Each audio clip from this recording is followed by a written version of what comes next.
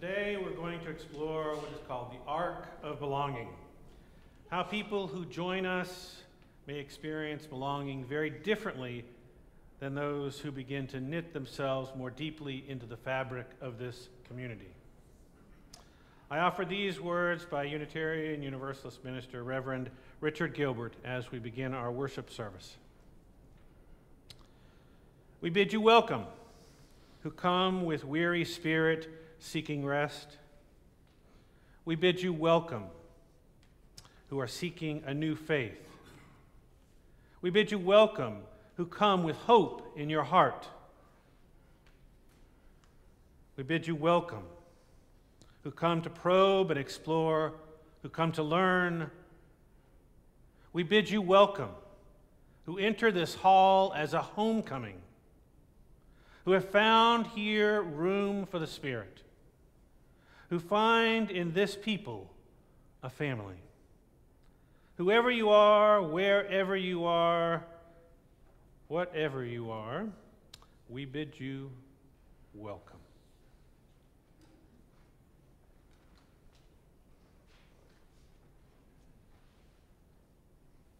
I invite you to rise in body or spirit and join me in saying our mission statement, which is printed in your order of service and projected to your left. And please remain standing for our first hymn. We gather as an inclusive community to grow in character, mind, and spirit, and to transform the world toward fairness, love, and compassion. Please join me in singing hymn number 358 in the gray hymnal, Rank by Rank. The words will be projected.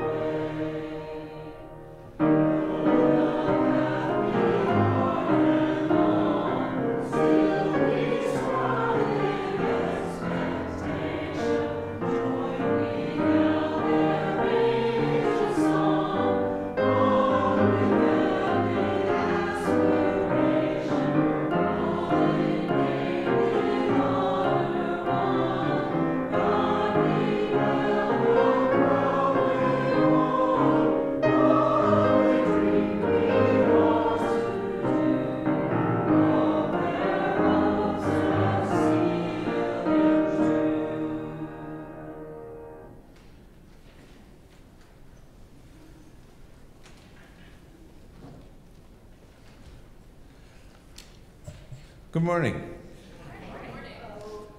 My name is Bob Harris, and I have been asked to speak about my sense of belonging to DUUC as a new member.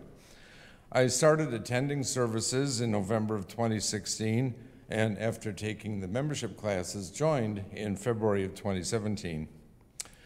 For decades, I had been on a quest to discover my spiritual side. I was raised Episcopalian and even worked as an acolyte or an altar boy during my teen years, but in fact, I had little religious training, and my parents were not enthusiastic churchgoers. Even in college, I felt uncomfortable with the formal rituals of the Episcopalian Church, and at times throughout my life, I attended congregational or UCC churches for a few years at a time. But something was missing. It just didn't feel important or meaningful.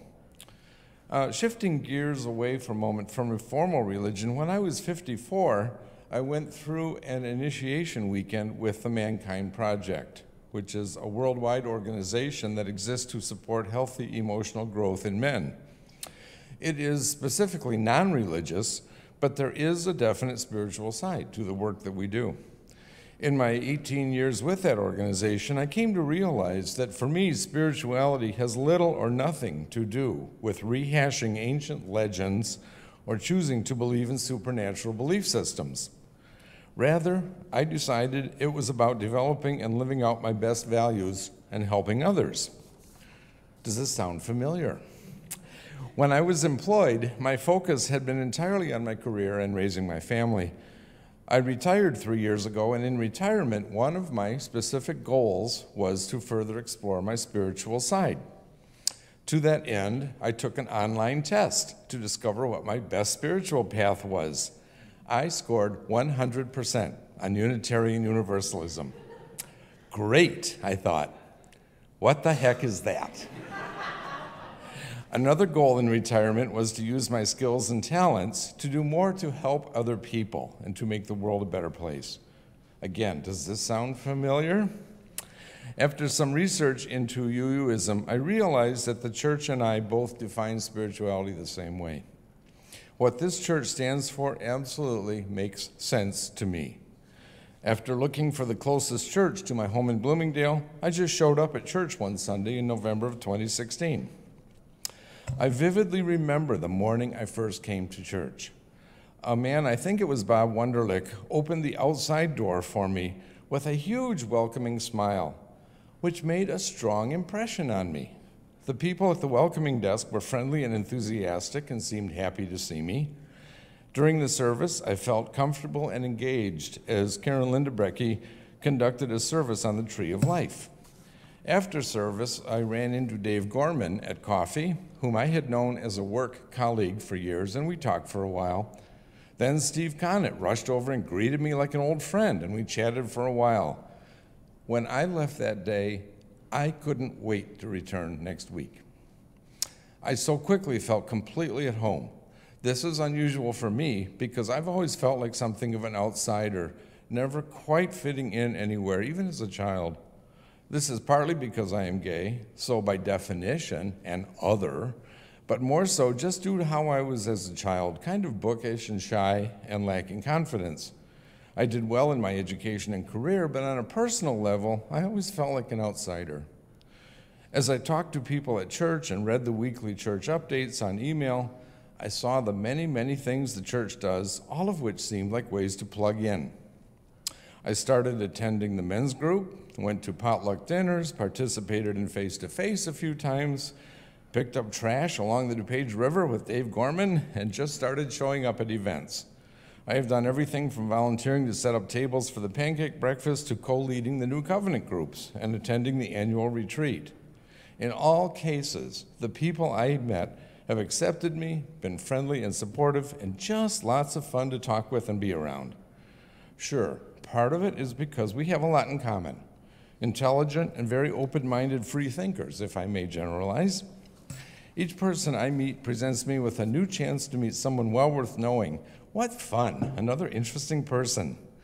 I have a stronger feeling of belonging in this church community than I have ever known. How did I get this sense of belonging? Partly by being in a community of like-minded people, but even more so by just getting out there and showing up and saying yes when someone needs something. I am thrilled to be part of this wonderful community, and I feel like I really belong. Thanks for listening.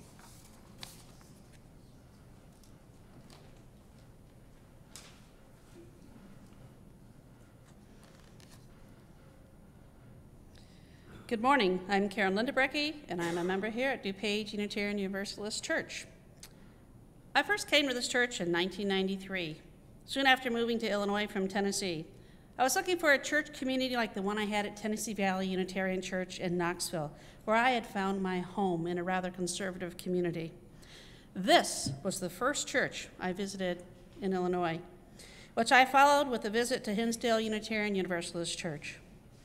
My new and staunchly atheist husband at that time could not understand how or why I wanted to go to a church, and there was no way that I would be taking any children that he and I shared to any church, temple, or mosque. Despite my attempts to educate him on Unitarian Universalism and that he would find plenty of other atheists and agnostics in the congregations, he refused to listen and found ways to prevent me from attending church. 10 years later, when our divorce papers were drafted, I made sure to include a phrase that stated that the children would be exposed to diverse belief systems and lifestyles. And I verbally stated in the presence of our mediator that I would like to take the kids to a Unitarian Universalist church some weekends. Since Mac's husband had the kids most Sunday mornings, this still did not happen. Fast forward to 2006. I began again to seek a Unitarian Universalist church community where I felt I belonged. I visited the church in Oak Park. I came again here to our church in Naperville and attended the church in Joliet several times. In 2007, I was married to my wife here at this church, and in 2010, my daughter Shama was married here as well. Still, I was not part of this community, and I continued to come to just a handful of services each year over the next few years. During those years, I had several repeat visitor green badges, and it always irked me a bit when my green badge had been tossed because I hadn't been here for a while. Petty, I know. But I had to get a sticky badge instead, and I felt like I was starting over every time. I wanted a deeper connection to this community, and having a badge waiting here for me when I showed up to attend service was a symbol of that. I felt like I needed to have this community as a part of my life to make myself well-rounded and whole. But when I walked into Creeves Hall and somebody enthusiastically greeted me, or better yet, remembered me, and knew my name, it was far more important than any badge.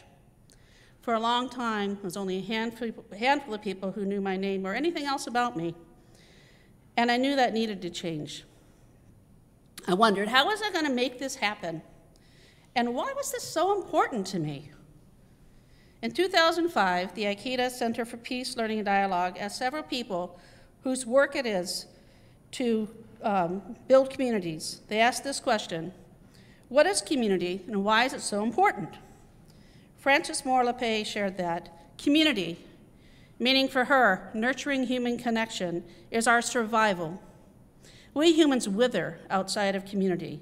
It isn't a luxury, a nice thing. Community is essential to our well-being. I wanted that. And Alan O'Hare shared that in the Sufi tradition, the primary purpose of life is to awaken to the essence of who we are and then lovingly embrace our realization. The gift of community is that it offers each of us the fire of affirmation and support to achieve this, even on those days when we feel no fire. To me, having meaningful connection to our beloved church community is life-giving. So how did I make these connections happen? What changed after all those years? How did I move from having a green badge to a white member badge to this fine-looking peach board member badge? Well, two things, really. One, I was very intentional about making connections. In 2013, I attended some Green Sanctuary meetings, and I joined a river cleanup. And I then participated in a fall retreat. Then, a few people reached out to me for invitations, personal invitations. Carolyn Bailey asked me to participate in a service that she led that November after the retreat, after learning of my strong spiritual connection to nature. After this service, Kelly Trombley-Freitag invited me to become a worship associate, which then led me to join the Sunday Sanctuary Committee. Now I was finally developing this deeper connection to this community that I wanted so dearly. And in early 2014, I became a member of this church. Membership meant to me that I was ready to attend church regularly and, in the words of Mitch Albom, devote myself to my community around me and devote myself to creating something that gives purpose and meaning. Soon after becoming an official member, I joined and co-led the Social Justice Committee, and I became a more regular volunteer at our PADS work to feed and shelter the homeless. A group of us then formed a kindred in earth-centered spirituality, and I did a few services a year. Then in 2016, I was elected to the Board of Trustees as a trustee of spirituality, which I love that title, and I now wear this peach-colored badge. Long gone are the days of sticky-backed name badges, and long gone are the days of wondering, how could I be more deeply connected to this church community? In 2017, I joined the leadership team for our PADS work, joined the steering committee for LGBTQ Welcoming Congregation Recommitment, began teaching spirit play to little ones in our religious education program, and became the co-leader of a covenant group. Oh, and I'm also a member on the fellowship committee. Phew, that sounds like a lot of work, and it certainly is. For me, however, this work is life-giving. It's a labor of love, and I do this work gladly. As Khalil Gibran wrote, and what is it to work with love? It is to weave the cloth with threads drawn from your heart, even as if your beloved were to wear the cloth. It is to build a house with affection, even as if your beloved were to dwell in that house. It is to sow seeds with tenderness and reap the harvest with joy, even as if your beloved were to eat the fruit. It is to charge all things you fashion with the breath of your own spirit, and to know that all the blessed dead are standing about you and watching. Peace, love, and joy to you all. Thank you for being part of my family.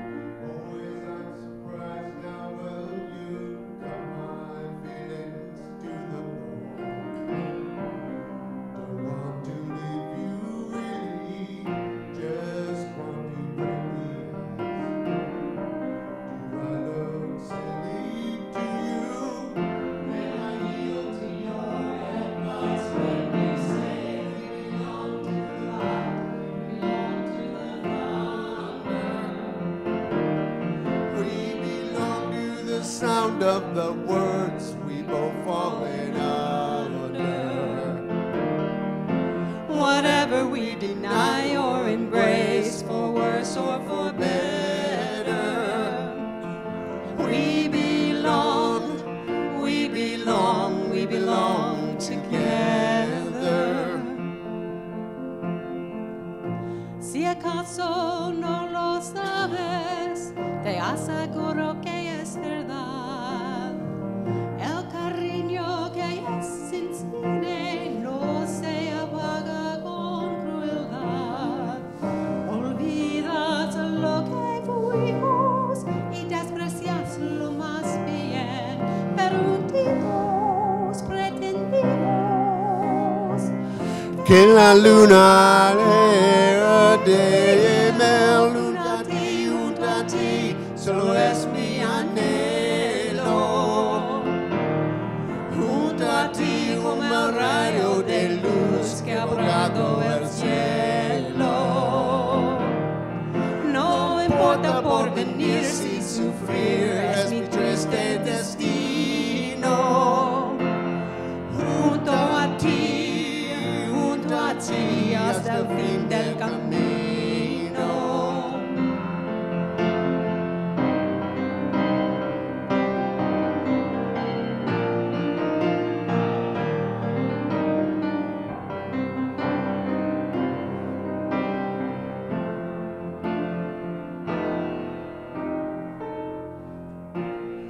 Close your eyes and try to sleep now. Close your eyes and try to dream. Close your eyes and do your best to try and wash the palate clean. We can't begin to know it, how much we really care. I hear your voice inside me, And I see your face everywhere. Now I say we belong to the light, we belong to the thunder. We belong to the sound of the words we both fallen under. Whatever we deny or embrace, for worse or for better, we belong together. We belong together.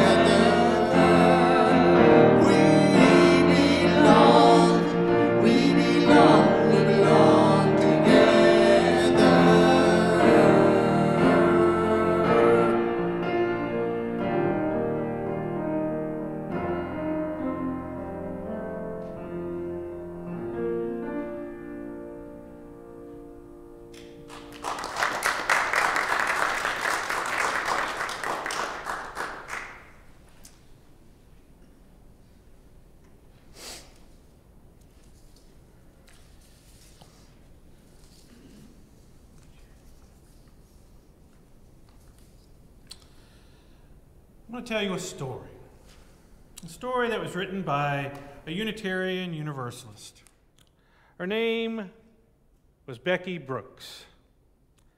Becky Brooks lives with her 2 partners, 2 children, and 2 cats. She spends her time learning new things, writing stuff, homeschooling her twins, who are far, far smarter than she will ever be. And she says she loves you just the way you are and all the ways you will ever be.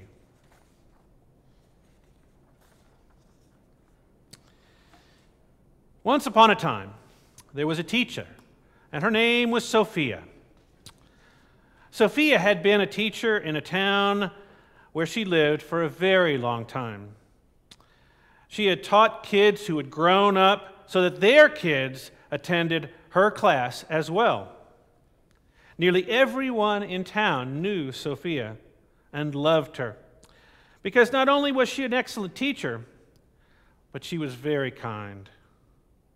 One day, when Sophia got to work, she found a note on her desk. It said, "Dear Sophia, I will be around tomorrow. I wonder if I might stop by your house. Your friend, the breath of life." Well, Sophia read this message and she thought, maybe this is a joke. But there wasn't anything funny about it. So maybe it wasn't a joke. And she couldn't think of anyone who would play this kind of a trick on her. Then she thought, well, what if it isn't a joke? What if the breath of life was really coming to my house tomorrow? Well, she thought, I better get ready, just in case. So on her way home from work, she stopped by the store, bought one of those mats you put out in the front of your house that say, "Welcome," and put it right in front of her front door. And she cleaned her house top to bottom. She brought in fresh flowers from the garden and put them in a vase in the living room. And she cleaned and cleaned until everything was spotless.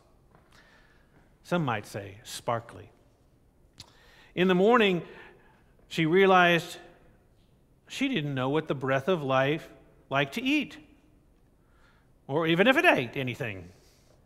So she baked bread and made a casserole and some fruit salad and baked some really delicious cookies.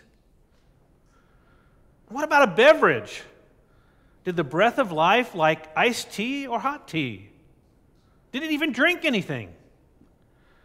She thought she'd better make both. And what if the breath of life's favorite thing in the whole world was lemonade? She thought she would make some of that too.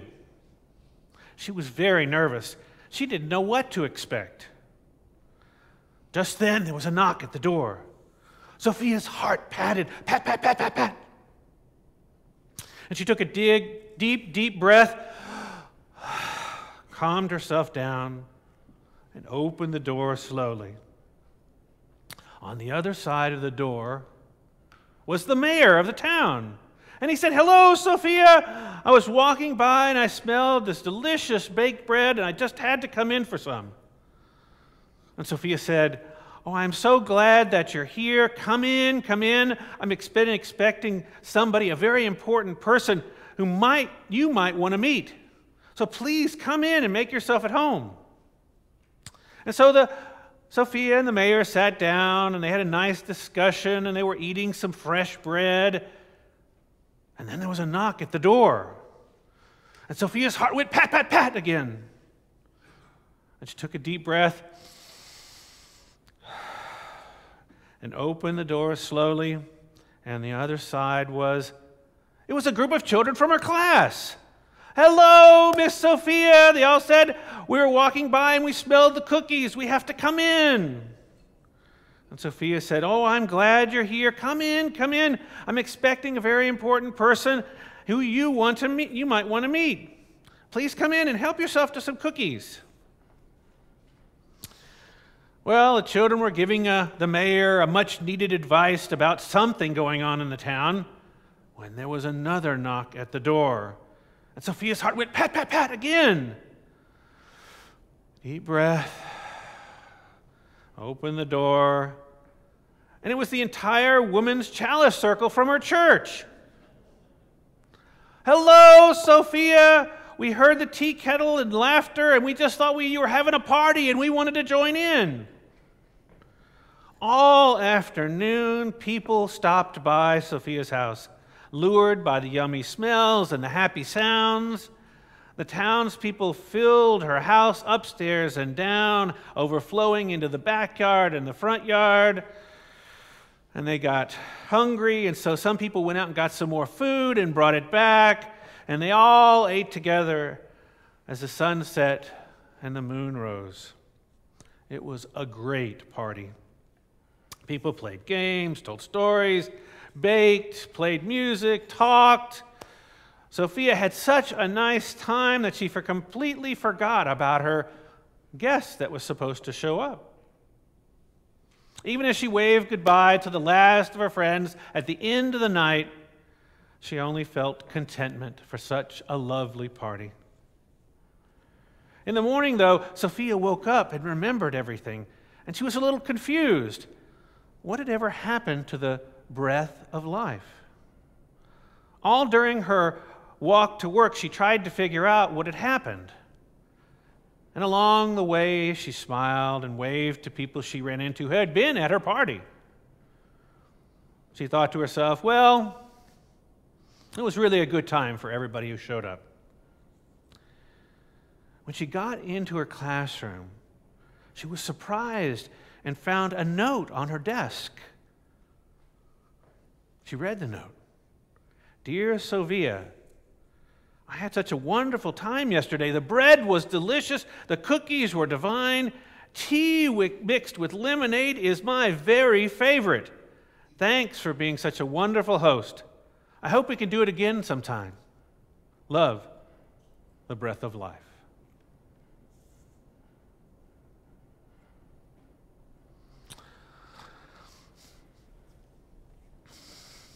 I'm going to come back to Sophia in just a moment, but I want to show you something. This is the arc of belonging.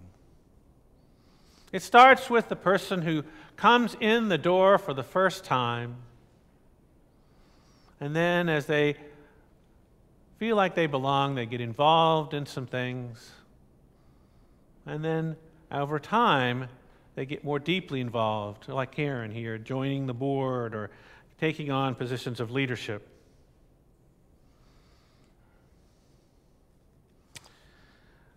Sophia's story made me wonder how I treat the person at the beginning of this arc. The person I've never met, wouldn't recognize, who comes through our doors the first time.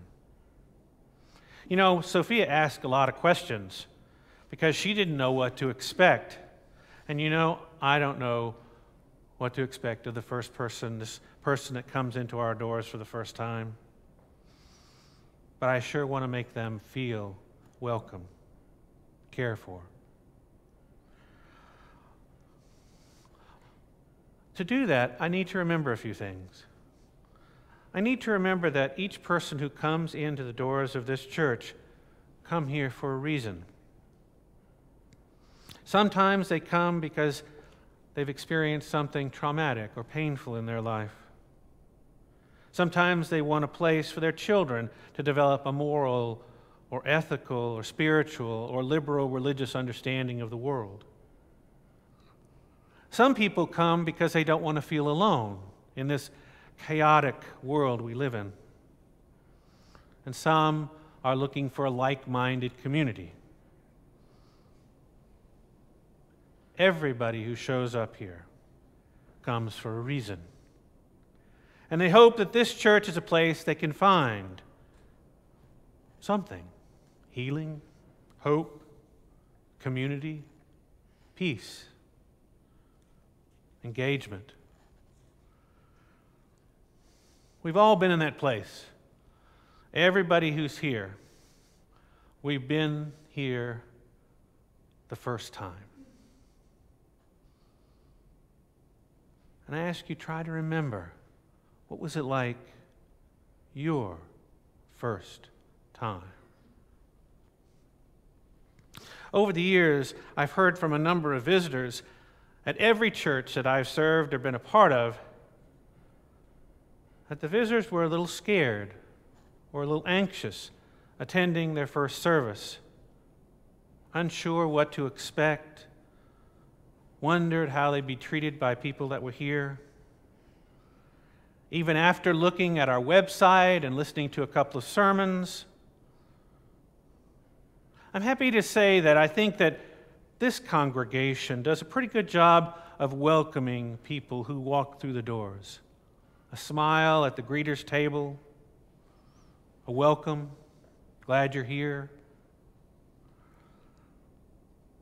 But many people come in these doors needing a little tender, loving care, just as we did when we first walked in these doors. The visitor relations team has talked about the idea of having somebody come into the sanctuary and sit with visitors who are here for the first time. I've seen that make a huge difference in other churches I've been part of. In one of the churches, there was this congregant. She was a lovely person.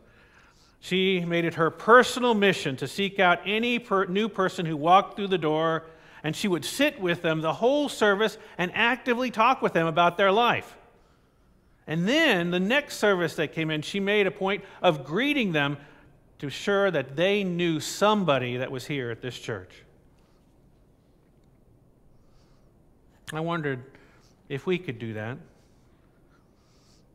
But not just me or Mary Law or Congregational Life or even the greeters, but all of us.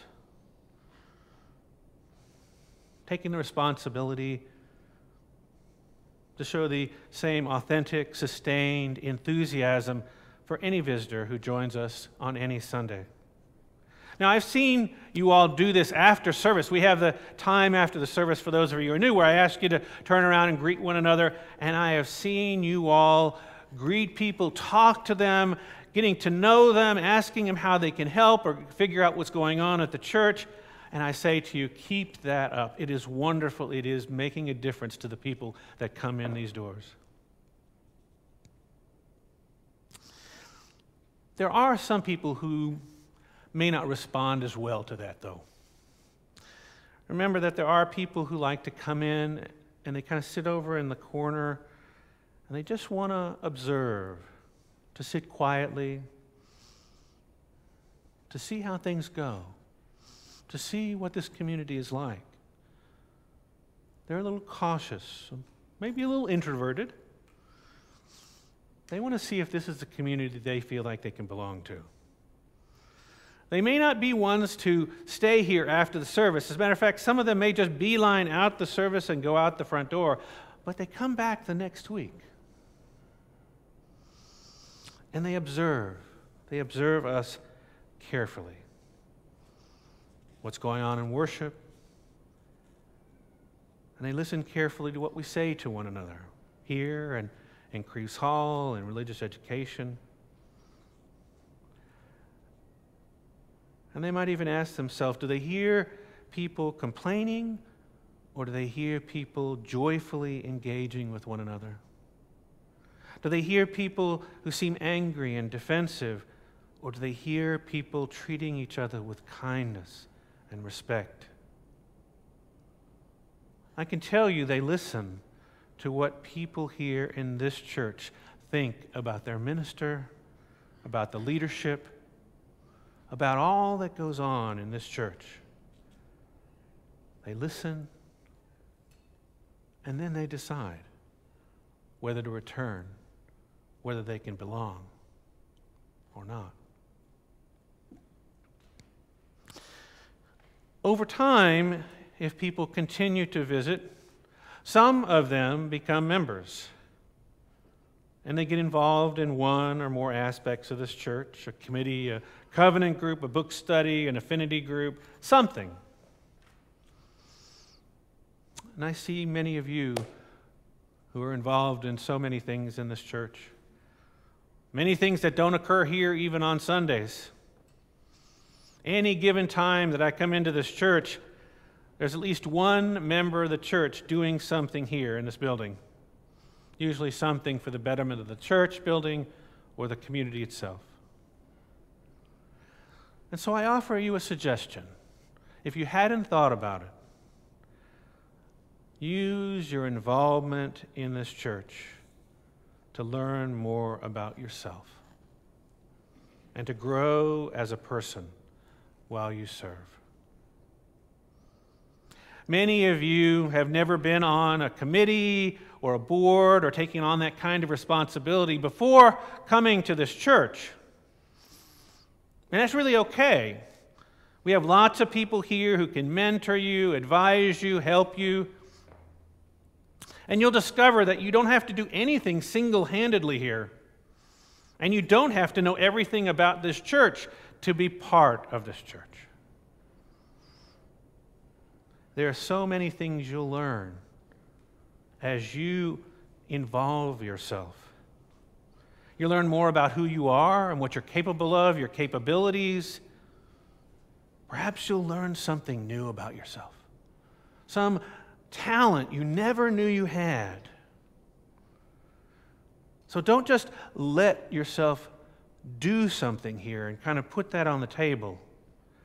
Reflect on the involvement that you have while you're here, what you can learn from it, how you can grow from it. And I need to say something about getting involved. As we've heard from a couple of our folks this morning, Karen and Bob, I have a little concern about burnout. I'll tell you a secret about burnout. The reason that many board presidents disappear from the life of the church, and I've been a member since '79, I've seen a lot of presidents disappear for a while or forever. It's not the volume of the work that you have when you're a president of a church community. It's because as president, you might not get your spiritual, intellectual, social, or emotional needs met. Instead, almost every time a president or a long-term involved member enters the church, somebody who's the head of a committee or an auction or whatever, people come up to them and they say things like, "Did you get my auction item?" Or, are we going to buy a new toilet for the men's bathroom? Or, why is the membership page on the membership section on the church website so hard to work out? Or, I don't like the minister. What are you going to do about it? They've never said that to me, but I've heard that happens. If we treat our board members or any volunteer as if they were staff members every time they walk into the building, can you blame them if they start to feel spiritually empty? Or that they feel they can't get the support they need during difficult times in their life?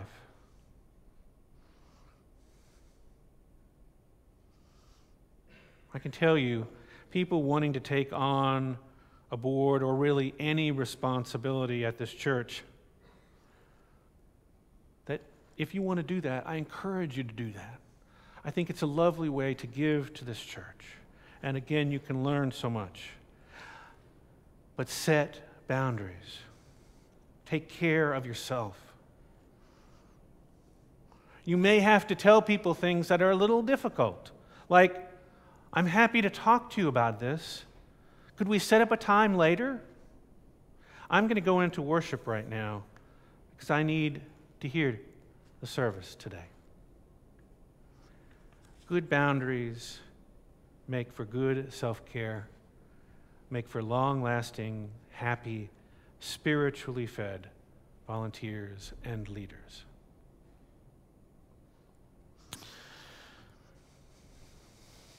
So what happens when you've done everything? You've been on every committee, you've been on the board, you've been president of the board, you've been everything in this church. Well, it's time to do something completely different. It's important to step back and to open yourself up to redefining how you belong here without responsibility. You might spend a year without being on a committee and instead join a book study or participate in a circle supper or join a covenant group or spiritual direction group. Take time to figure out how you fit in the life of the church now that you're no longer in leadership. What do you need now at this time? Do something completely different. Something that helps you process and live into your new role in the church. What can you learn as you go through this reflective time? Well, that it's okay to try new things you've never tried before. It's okay to set boundaries, to learn about that you can set boundaries and how to do it that works for you. You may find there are new ways to interact with others, or you develop new friendships you never thought to because you were always doing something around here. And you can try things and not have to be perfect, not have to feel the responsibility on your shoulders, and learn so much more about yourself. There are so many opportunities for you in this safe community to redefine who you are and how you belong. Back to Sophia's story. Remember what she said when people knocked at her door? I'm so glad you're here. Come in, come in. I'm expecting a very important visitor who you might want to meet. Please come in and make yourself at home. You know, I wonder if each Sunday that we enter this church, we greet each other with sentences like that. I'm so glad you're here. Come in, come in. We're expecting somebody important and that you might want to meet.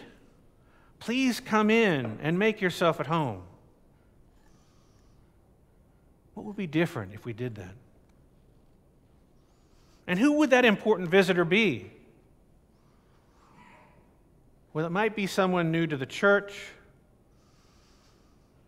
It might be someone who's really involved in the life of the church but needs our support or help. It might be someone who has been deeply involved in the life of the church and is in that process to redefine who they are and how they belong here. Might be you. Or maybe it is you.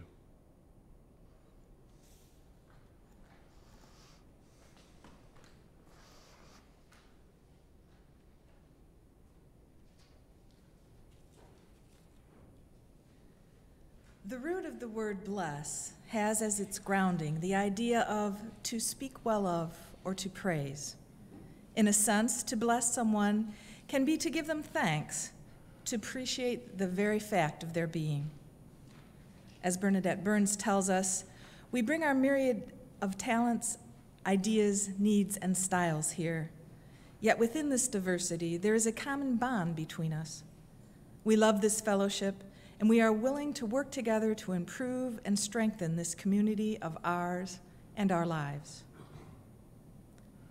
As Unitarian Universalists, we travel together on a search for meaning, having come from many different places and bringing many different gifts to share for the journey. Bless those who bring the gift of courage. Bless those who bring the gift of love. Bless those who bring the gift of curiosity. Bless those who bring the gift of hospitality.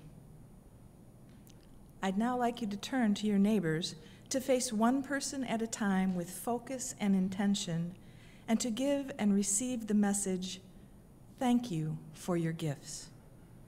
If you choose not to participate out loud, you are welcome to fold your hands and close your eyes in meditation and know that your neighbors will appreciate you from afar.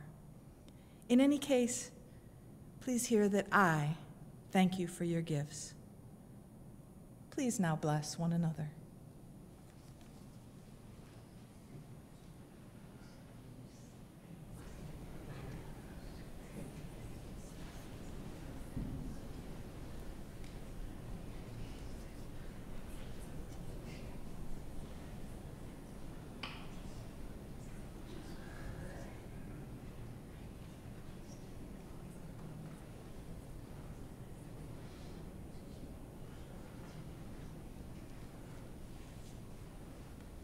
As we appreciate the myriad gifts all of us bring to this church, we also appreciate your contributions to the continued well-being of this church. The offering will now be taken and gratefully received.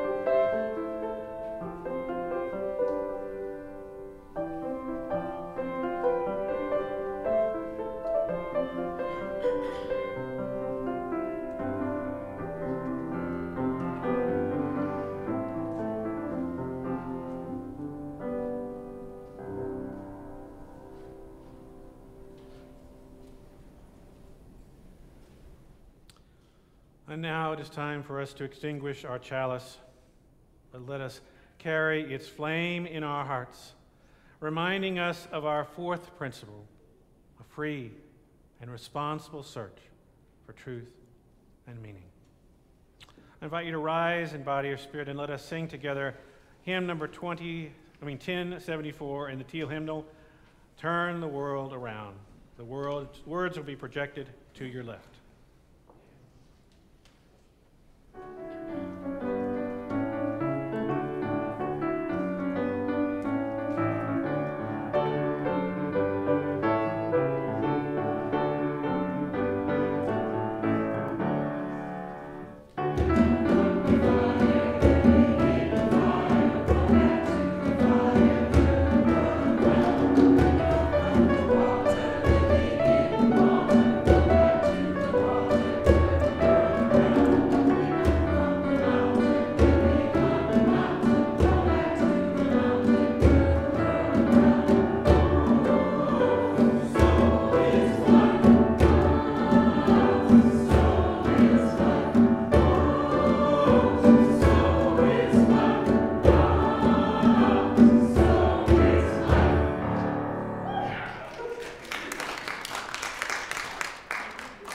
offer these words for our closing. They were written by Unitarian Universalist minister, the Unitarian Universalist minister who serves the church down the road, Hinsdale, Reverend Pamela Romancic. Why community? To remember that one is not a whole number, that we need both roots and wings, that strength comes from relationships and mutuality, and that we know life in and through one another. Now I invite you to turn around and greet one another, especially those you don't know. Let us share generously the love of this community.